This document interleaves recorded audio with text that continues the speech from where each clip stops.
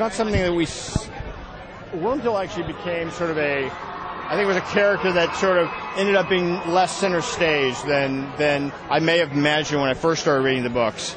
And I think he's a character, honestly, that we felt leaving him in that place, to bring him back to deal with his death would feel like we were pushing the film narrative in a way that it wasn't comfortable for it to go. I mean, that's one of the things is there's kind of a film narrative at this point, and there's the book narrative.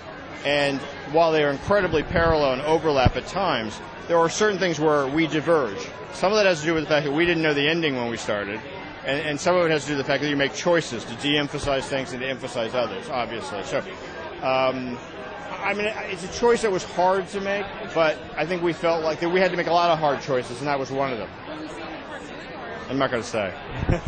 Was there anything that you felt like you could go back and add now that you got to the end? That got left out? Oh, you mean in the whole series? Yes, now that you've done 7, what's the major thing that you wish you would have left in? The thing about this, I mean, I think it's the one thing that people have never really talked about. You know, I was given a box about 2 feet tall of Goblet of Fire in galley forms that Joe gave me, and I got on a plane with him and was reading like these, copies.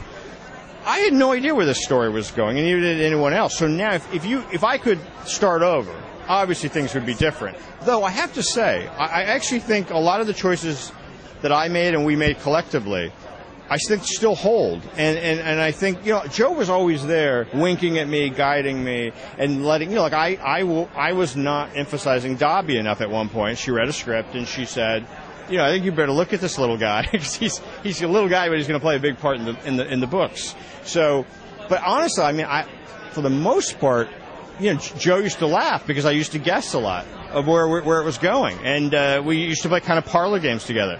But yeah, of course things would be different, I mean, a little bit, but it's mainly emphasis more than anything else. Do you feel like Dobby's death is going to have the impact that it did in the books? Because his character was cut down so much in the movie? Very hard to measure up to the books. I always feel that, and I'm very proud of the work we've done, but I think what Joe's done is singular. It will stand for ages.